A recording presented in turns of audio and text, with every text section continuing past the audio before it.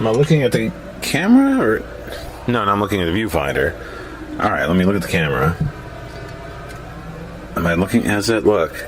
I'm looking at the viewfinder again. Just look in the camera. Yeah, but how am I going to know if it works or not? You can check the viewfinder after. I recently picked up a tchotchke at the Goodwill from my grandmother. She did not react in a positive way. Maybe she's got a point. I don't know. It is just a dead-eyed Damien, Children of the Damned, monstrous little cherub of a beast, isn't it? And these things populate thrift stores throughout the country, feeding on the souls of who shop there. You've seen that episode of The X-Files. Come on. Yeah, this is going to be another Weeping Angels in miniature.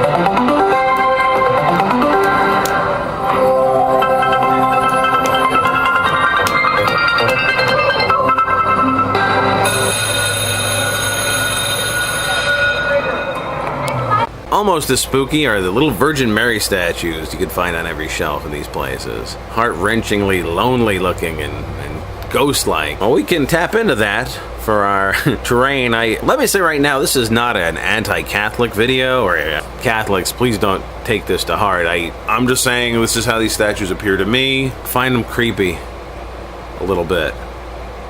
That's what I'm saying. Just my opinion. Sorry, I hope I don't lose any subscribers because of that. If I do, maybe I can win you guys back next week. I'll be painting a greater demon of the pit. Ugh, this might be a stupid video to make. This could be the last miniature mashup episode, guys. I hope not. I'm not trying to make a statement about religion. I'm just creating miniatures for my hobby. I took some acetone to this cherub. I didn't get a whole lot of paint off. Mostly just came off the fruit. A little bit here and there got thinner. But for the most part, acetone does not work. Is to cut the arm off of this wrestler guy I found in the trash. I believe this is Jimmy Joe Johnson, whose whole gimmick is that his dad smokes meth and that he has children with his sister.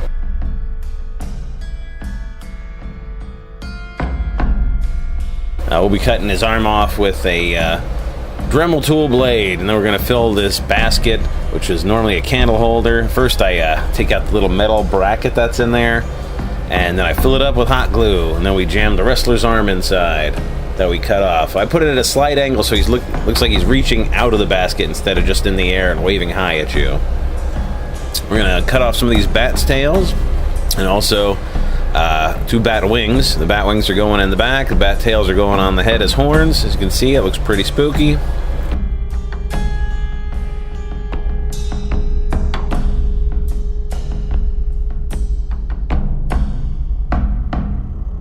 I'm also gonna put some boils on the arms using a hot glue gun, and just put little dots on there, and look like nice pus-infected boils, and breaks up the texture, makes it look a little more interesting. You'll see when we paint it later. They'll pop out nicely. Just a little dollop of glue. You might get a string. Just pull that off.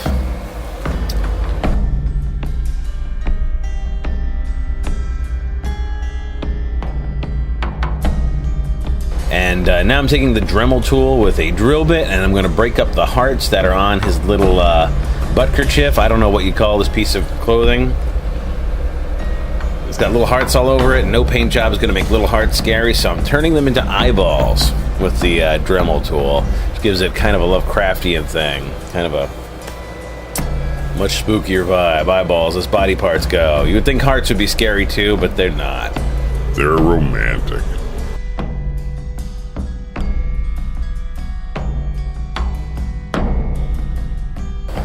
Now I'm drilling little faces into the fruit, and we're going to paint the fruit up as like sort of spirits later, and we'll have blood coming out of the little mouths and eyes we drilled in.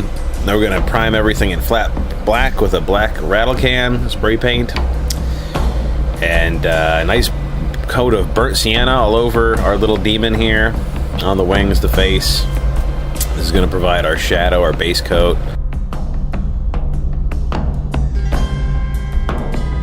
Now you can see I'm painting kind of a rotten yellow color on all the little spirits around our basket.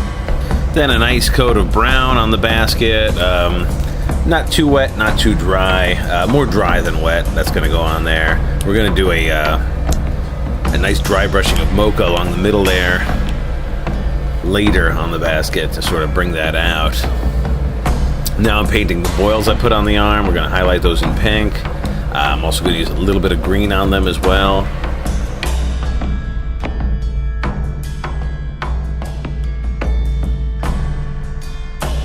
Do the wrestler's arm a rotting blue flesh color.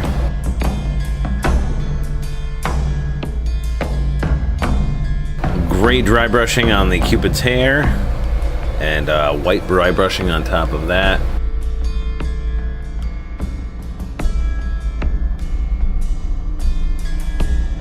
The horns don't want to stay on with hot glue. I ended up using E1600. They're just base coated black. I gave them a little highlight along the top, but it's not really noticeable.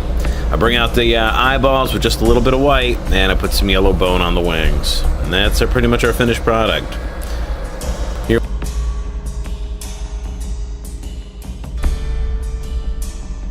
For the record, this cherub isn't really something I would use in my game. It's more of something for a shelf, a bookshelf. Or to be given as a gift to one of your sicker friends.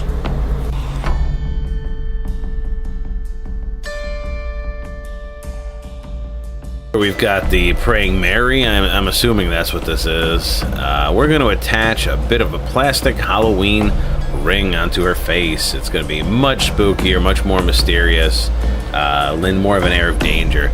You could just paint the statue. I'm going to paint this whole thing up sort of black and gray. You could just do that and it would be fine.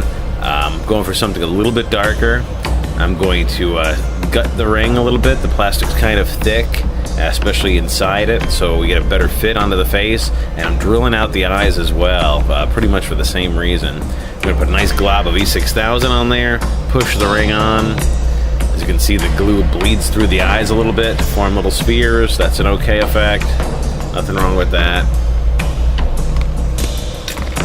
If I wanted to, I could dig it out with a safety knife or something, but it can sit there. It'll give it a better bond, and honestly, it looks like a gem or a bit of mold. You can do whatever you want with that.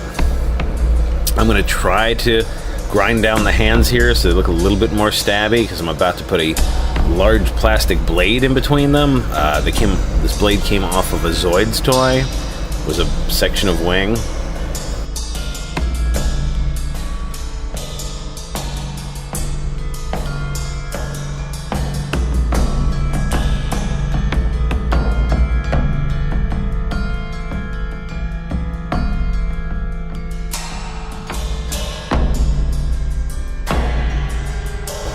And there it is all put together. We just flat black primer on there, and we're going to dry brush layers of gray. As you know, you've seen me do this probably a dozen times on this show at this point. It's tried and true technique. Just makes it look like a dark stone color and kind of sinister. As you can see, it's on the face is already popping, and we're just going to apply that everywhere.